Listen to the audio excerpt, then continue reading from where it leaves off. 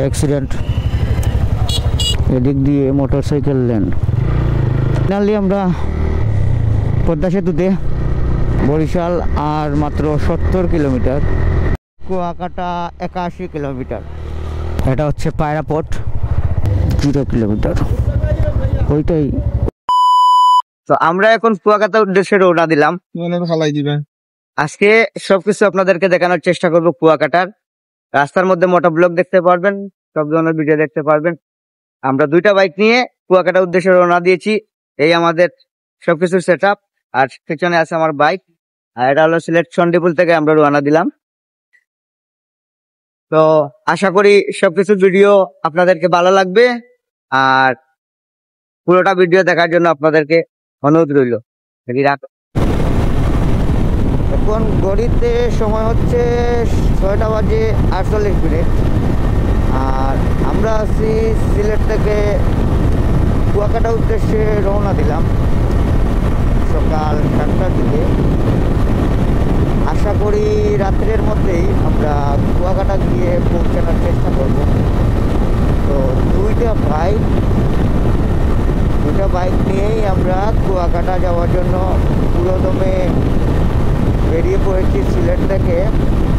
আপনাদেরকে ফুল motor blog, কুয়াকাটায় কোন জায়গায় থাকলাম, কী কী ভিউ আছে, বাইক নিয়ে কোথায় কোথায় ঘুরলাম, সব কিছুই দেখানোর চেষ্টা করব। আমার সাউন্ড কোয়ালিটি হয়তো আপনারা ক্লিয়ারলি শুনতে পাচ্ছেন না, কারণ শোনা যাবে না, মাইক্রোফোনের মধ্যে অনেক ঝামেলা আছে। ঘড়িতে সময় যখন 7:30, আমরা এখন শেরপুর টুল প্লাজাতে। শেরপুর টুল প্লাজায় ওদিক থেকে আমরা পার হয়ে এখন শেরপুরে, সিলেটের শেরপুরে আছি। ড্রাইভার আছে এখন আমার বন্ধু।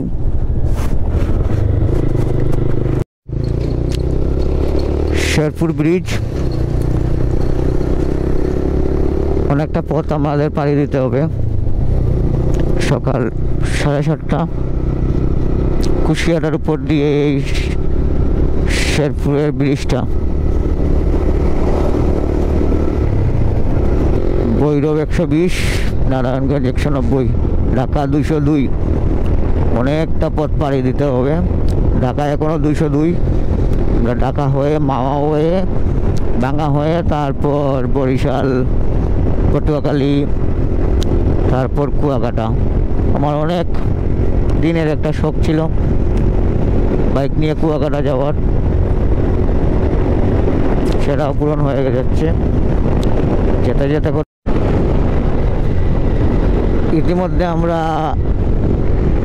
113 কিলো ডান, 113 কিলো পাড়ি দিয়ে হবিগঞ্জের শেষ মাথায় চলে আসছি।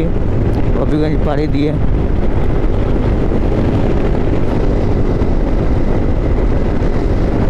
তো এখন আমাদের হালকা নাস্তা পানি করতে হবে। সামনে নাস্তা পানি করে আপনাদের সাথে আবারও দেখা হবে।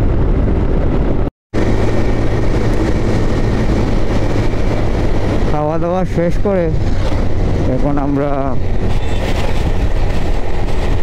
মাধবপুর থেকে আবার মাওয়ার উদ্দেশ্যে রওনা দিলাম। ইতিমধ্যে 190 কিলো আমাদের ডান। আশা করি পুরোটা ভিউ আপনাদের পাশে আসতেছে। পুরোটা রাস্তা আপনাদের সাথে শেয়ার করে করে যাওয়ার ইচ্ছে ছিল। আর ঈদের পর দিন তেমন একটা জ্যাম নেই রাস্তায়,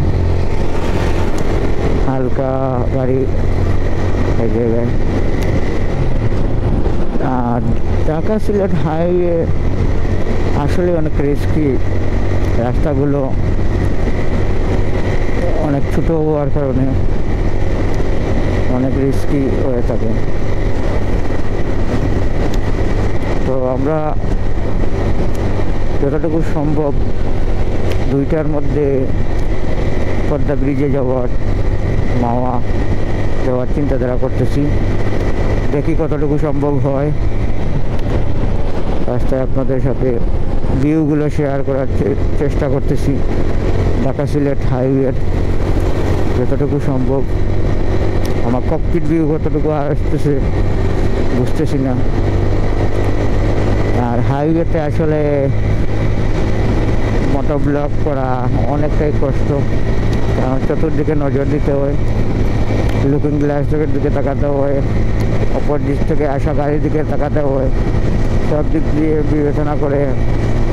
আর তেমন একটা স্পিডের মধ্যে নেই, 80-90 দিয়েই আমি যাওয়ার চেষ্টা করতেছি, কারণ অতি দ্রুত আমাদের যাওয়ার কোনো দরকার নেই। কুয়াকাটা 570 কিলোমিটার, ইতিমধ্যে আমরা 121 কিলোমিটার পাড়ি দিয়ে দিয়েছি। দেখা যাক কয়টার মধ্যে, আমরা সকাল 7টার সময় রওনা দিয়েছিলাম, দেখি। চলে এলাম ভৈরব ব্রিজের টুর প্লাজাতে।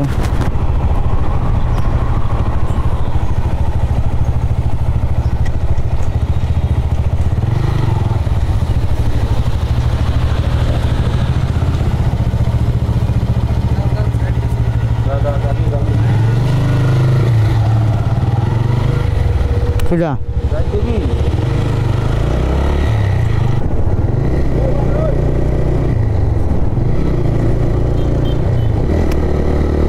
হ্যাঁ, অবশেষে ভৈরব ব্রিজে।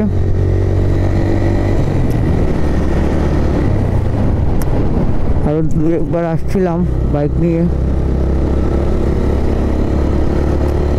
আবার অনেক সুন্দর লাগে এই পরিবেশটা।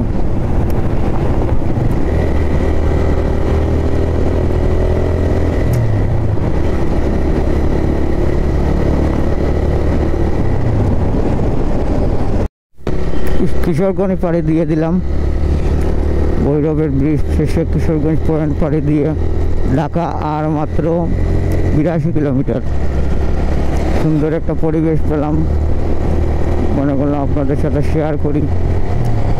এই ব্রিজ থেকে আসলে প্রকৃতিটা দেখতে অনেক ভালোই লাগে, খুব সুন্দর লাগছিল পরিবেশটা, তাই ভাবলাম আপনাদের সাথে স্বাগতম।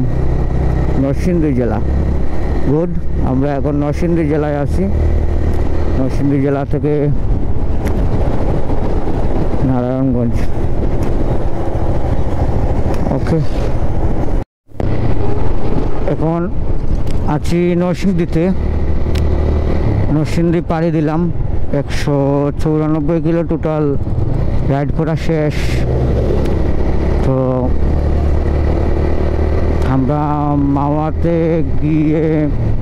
মাওয়াতে পৌঁছতে পারবো কিনা জানি না, 1টার মধ্যে টার্গেটটা ছিল, 1টার মধ্যে আমরা মাওয়া পৌঁছবো, না হলে তো অনেক দেরি হয়ে যাবে।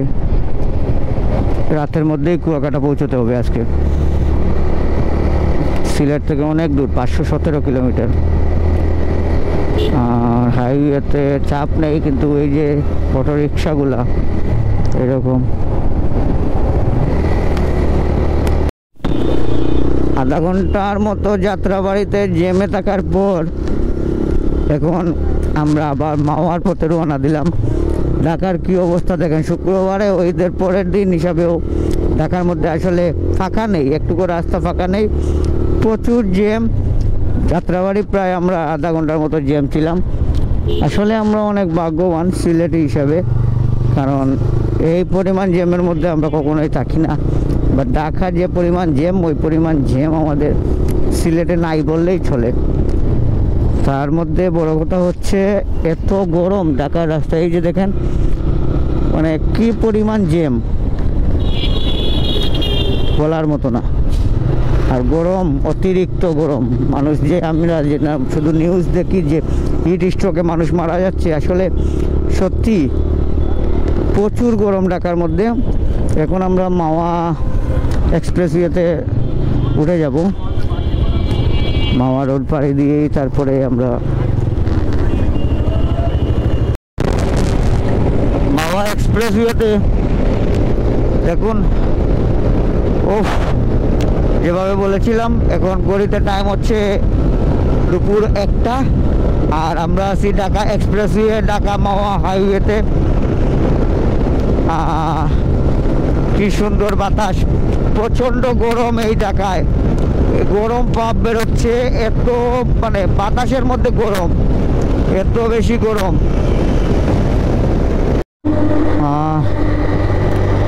কি সুন্দর একটা রাস্তা মাওয়া এক্সপ্রেসওয়ের, ষোলগড়। আচ্ছা ঠিক আছে, এখানে তো ভালো স্পিডে সবাই গাড়ি চালাচ্ছে। তো আমরা এখনো বিকেল বাজে 3:38, কিন্তু আমরা এখনো কিন্তু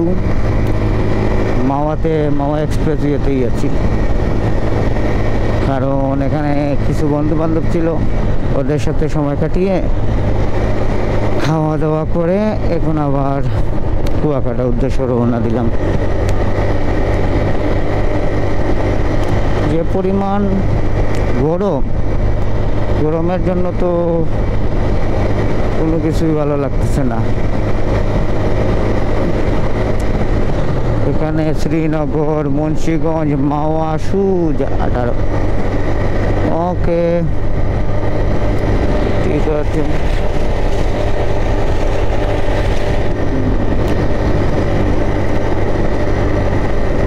আমরা পদ্মা সেতুর একদম টুল প্লাজার একদম কাছে চলে এসেছি।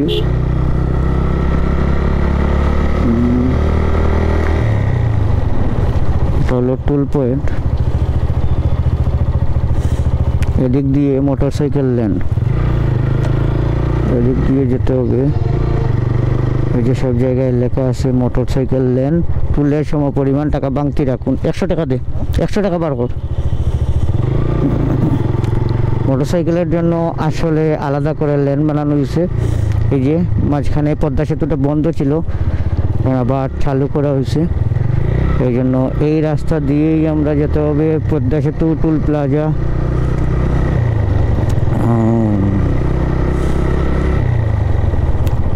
বরিশাল 137, 174 পটুয়াখালী। এই যে সবাই লাইনে যেতে হবে। প্রথমবারের মতো আসলে টুল দিচ্ছি, আমি এর আগে কখনো পদ্মা সেতুতে মোটরসাইকেল নিয়ে আসি নাই, তাই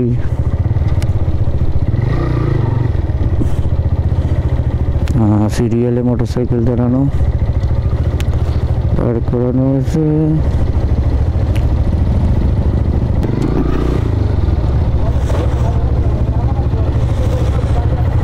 টুল 100 টাকা টুল দিয়ে স্বাধীনভাবে আমরা পদ্মা সেতুর টুল দিয়ে পার হয়ে গেলাম। ফাইনালি আমরা পদ্মা সেতুতে। বাই ড্রিম, অনেক দিনের একটা ড্রিম আজকে পূরণ হলো। এর আগে একবার আসতে চেয়েছিলাম বা মাওয়া এসে চলে গিয়েছিলাম, কিন্তু পদ্মা সেতুতে উঠতে পারিনি। এর কারণ হচ্ছে কিছু বাইকার্সদের জন্য পুরোপুরিভাবে পদ্মা সেতুতে বাইক চলাচল নিষিদ্ধ হয়ে গেছিলো, তাই এদিক থেকে আবার শুরু করে দিয়েছে বাম দিকে জায়গা দিয়ে। এখন সত্যি ভাই এক্সাইটমেন্ট লাগতেছে, আসলে অনেক বেশি আনন্দ লাগতেছে আর ভালো লাগতেছে, যা মুখে ভাষায় প্রকাশ করার মতো না। এক্সাইটমেন্টের কোনো তুলনা হচ্ছে না। উফ, নিজের বাইক নিয়ে প্রথমবারের মতো পদ্মা সেতু। আসলে আমি বারবার একই কথা বলতেছি, কারণ আমার এক্সাইটমেন্ট হয়তো আপনারা দেখেই বুঝতে পারতেছেন যে আমি কি পরিমাণ এক্সাইটমেন্টের মধ্যে। অনেকবার আমি বাসে গেছি, কিন্তু নোয়ায় কারে গেছি, কিন্তু এই ইয়েতে বাইক নিয়ে যাওয়ার মজা আসলে আমি এই প্রথমবারের মতো পেলাম।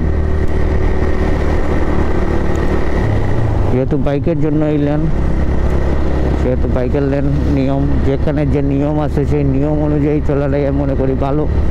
আর আমাদের বাইকারদের জন্য অনেক বেশি নিয়ম থাকে। নিয়মগুলো শুধু বাইকার্সদের জন্য। ওই যে পদ্মা সেতু, এখান থেকে দেখা যাচ্ছে, ওয়াও, এত বড় পদ্মার উপরে ভাই এই সেতু বাংলার জন্য, আমাদের বাংলাদেশের জন্য অনেক বড় একটা গর্বের বিষয়। সত্যি এই পদ্মার বুকে এই সেতুটা বানানো একটা অকল্পনীয় বিষয় ছিল। ওয়াও, সত্যি অসাধারণ।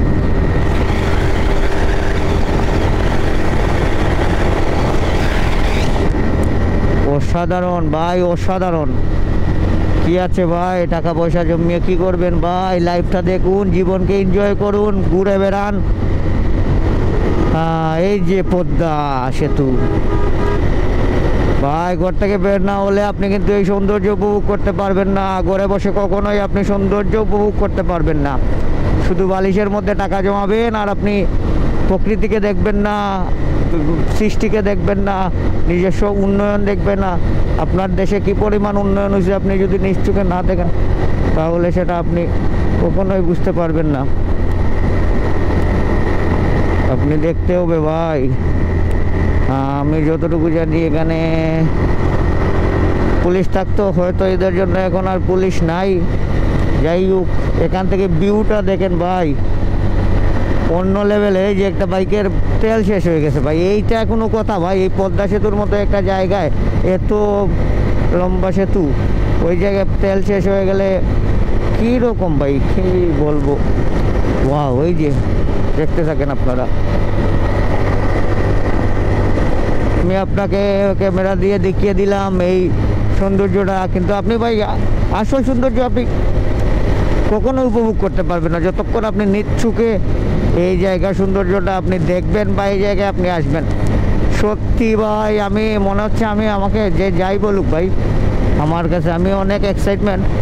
কারণ এই পদ্মা সেতুতে এসে চারিদিকে কি সুন্দর খোলা আকাশ, উফ, পদ্মার বুকে সেতু, অপরূপ সুন্দর লাগতেছে, যেটা মানে বলে বোঝানোর মতো না। আর বাইকাররা আসলে আগের চেয়ে অনেক সুশৃঙ্খল দেখা যাচ্ছে। অনেক ভিডিওতে অনেক রকম দেখেছিলাম, কিন্তু বর্তমানে দেখতেছি অনেকটাই সুশৃঙ্খল, বা তারা নিজ নিজ অবস্থান মতোই চালাতে যাচ্ছে বিষয়। সত্যি এই পদ্মার বুকে এই সেতুটা বানানো একটা অকল্পনীয় বিষয় ছিল। ওয়াও,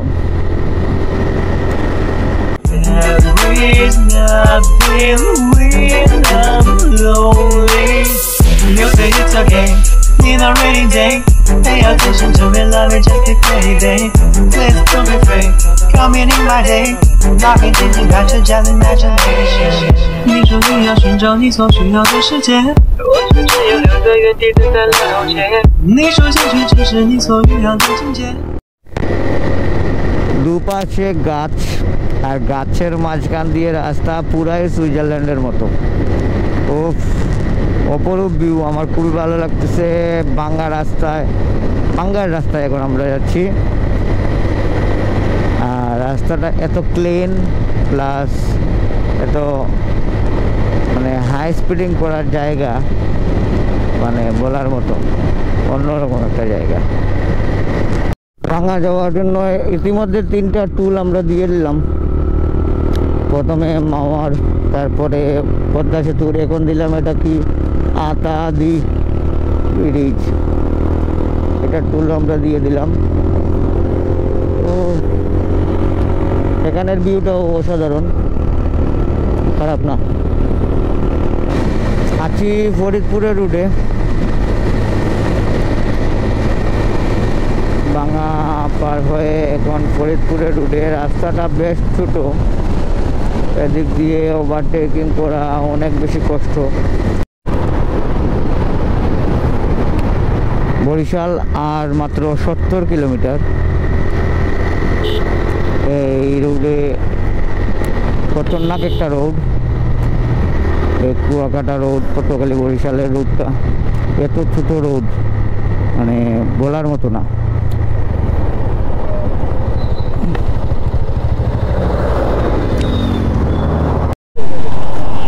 বরিশাল শহরে একটা ব্রেক নিলাম,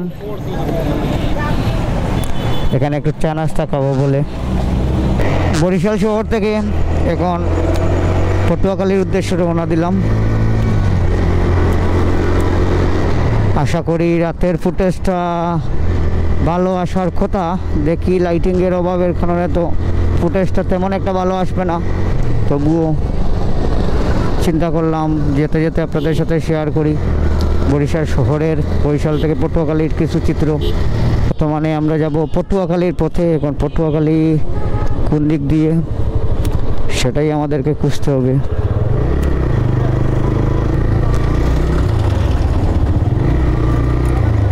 সামনে প্রচুর জ্যাম বরিশাল। হ্যাঁ, এই জ্যামে যাব কীভাবে?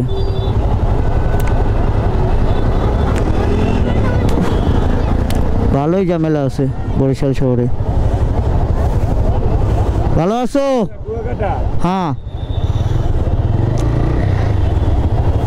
এত সুন্দর একটা জায়গা, পার্কের মতো সিস্টেম। ও, নাম কি এটার? জায়গাটার নাম কি?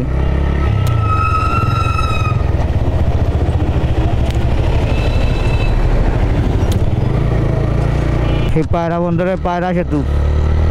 এখন আমরা বরিশালের পায়রা সেতুর উপর দিয়ে যাচ্ছি। ও, কি সুন্দর লাইটিং দিয়ে এখানে সেতুটাকে রাখা হয়েছে। সবাই এসে এই জায়গায় রাতে আড্ডা দেয়। এই যে প্রচুর লোক দেখা যাচ্ছে।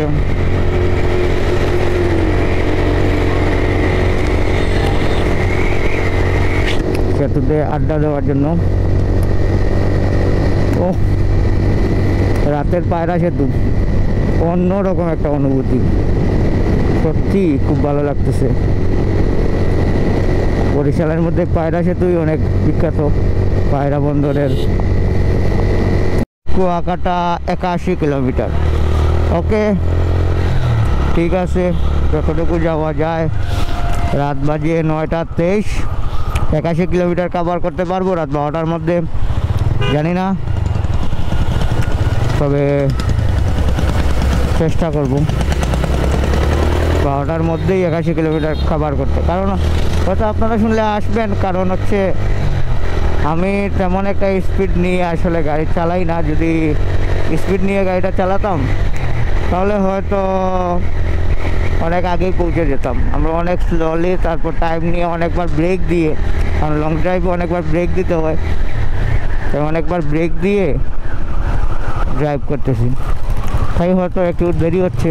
দেরিতে পৌঁছানোটাই ভালো।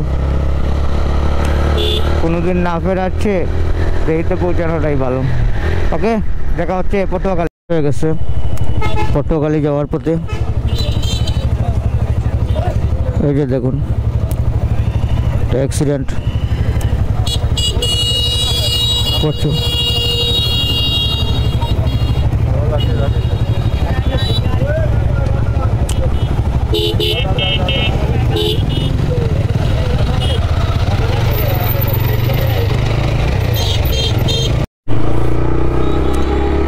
আছি এখন পটুয়াখালী শহরে। আসলে আমরা ডান দিকে যাব, কিন্তু ভাবলাম একটু পটুয়াখালী শহরের একটু ফুটেজ আপনাদেরকে দেখানো দরকার, তাই এদিকে আসা। কাজ চলতেছে, ড্রেনের কাজ, কনস্ট্রাকশনের কাজ চলতেছে। এখানে লাইটিং করে, এই যে মাঝখান দিয়ে রাজশাহীর মতো ওই যে উপর দিয়ে লাইটিং সিস্টেম করা। ওহ, পরিচ্ছন্ন শহর, যতটুকু আছে পরিচ্ছন্ন শহর, অনেকটাই ভালো লাগার মতো। লাইটিং দিয়ে রাজশাহীর মতোই সাজানো হয়েছে। ল্যাম্পপোস্টগুলা অনেক সুন্দর লাগতেছে লাইটিংয়ে। আসলে ঘর থেকে না বেরোলে আপনি পটুয়াখালী সম্পর্কে অনেক কিছু বলবেন, এই তেন নানান রকম কথাবার্তা বলবেন। এখন আমি আমার কাঙ্ক্ষিত রোডে চলে যাচ্ছি। আপনাদেরকে যতটুকু পারলাম দেখানোর চেষ্টা করলাম। এদিকের পটুয়াখালী শহরের চিত্র। আমি কিন্তু ওদের মতো লোকাল হয়ে গেলাম। হ্যাঁ, লোকালটা যেভাবে রাইডিং করে ওইভাবেই আমি একটু রাইডিং করলাম, দেখি কি হয়। উফ, আমি লোকালই তো, যেখানে যাব ওইখানেই তো আমার বাড়ি, ওইখানেই আমার ঘর, ওই জায়গায় আমার সব কিছু। উফ, ভালোই লাগতেছে আসলে। কি সুন্দর পটুয়াখালী শহর। ঘরে বসে থাকলে ভাই এগুলো দেখতে পারবেন আপনি। আপনি ঘরে বসে থাকলে বলবেন পটুয়াখালীর লুক এইরকম, পটুয়াখালী শহর এইরকম, পটুয়াখালী এইরকম। মানে আপনি সরাসরি এসে দেখেন শহরটা কত সুন্দর, কত উন্নত, ভালো লাগার মতো একটা শহর। আপনার অবশ্যই ভালো লাগবে। আমি রাতের ভিউটা দেখলাম, দিনের ভিউ দেখলে আপনি আপনার আরও ভালো লাগবে। খাওক না, 5 মিনিট দিলেই তোরে, 5 মিনিট।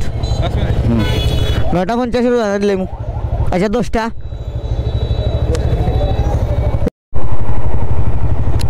এটা হচ্ছে পায়রা পোর্ট। তো পায়রা পোর্ট, এই যে আমরা যাব সুজা কুয়াকাটা। হ্যালো গাইস, কুয়াকাটা আর মাত্র 1 কিলোমিটার। অবশেষে আমরা সুস্থ সুন্দরভাবে কুয়াকাটা এসে পৌঁছলাম। আর মাত্র 1 কিলোর মতো। অবশেষে আমার ড্রিমটা সাকসেস হয়েছে, নিজের বাইক নিয়ে কুয়াকাটা আসার। তো এই প্রায় এখন বাজে রাত 12টা, সকাল 7টায় রওনা দিয়েছিলাম। প্রায় আমাদের 17 ঘন্টার মতো লেগে গিয়েছে। 17 ঘন্টার মধ্যে অনেক আড্ডা, তারপর অনেক জায়গায় ব্রেক, সব কিছু মিলিয়ে, শুধু যে রাইড করেছি 17 ঘন্টা তা না, অনেক জায়গায় ব্রেক দিয়েছি, লাঞ্চ করেছি, সব কিছু মিলিয়ে 17 ঘন্টার মতো লেগে গেছে। আমরা আস্তে ধীরে বাইক চালিয়ে আসার জন্য আসলে 17 ঘন্টা লাগছে, কোনো ব্যাপার না। অবশেষে সুস্থভাবে কুয়াকাটা আসতে পারছি, ওইটাই বড় জিনিস। কোন রাত বাজে 12টা, হোটেল পাওয়ার সম্ভাবনাটা কতটুকু বুঝতে পারছি না। তবে স্বল্প ভিডিওটা শেষ করতে চাই কুয়াকাটা 0 কিলোমিটারের সাইনবোর্ডে আপনাদেরকে দেখিয়ে।